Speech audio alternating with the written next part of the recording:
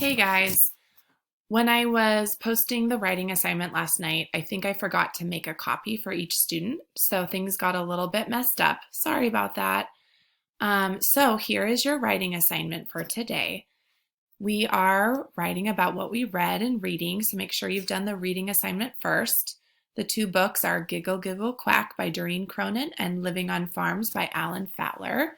You can use both books when you're responding, or you can just use one. It's up to you.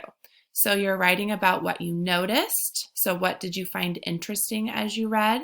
What you wondered, questions that you had before, during, or after your reading, and what the book reminded you of, a connection that you made.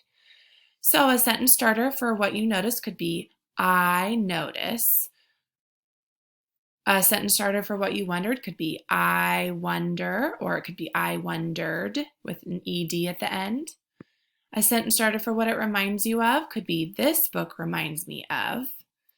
Don't forget to have a capital letter and a period at the end of your sentence.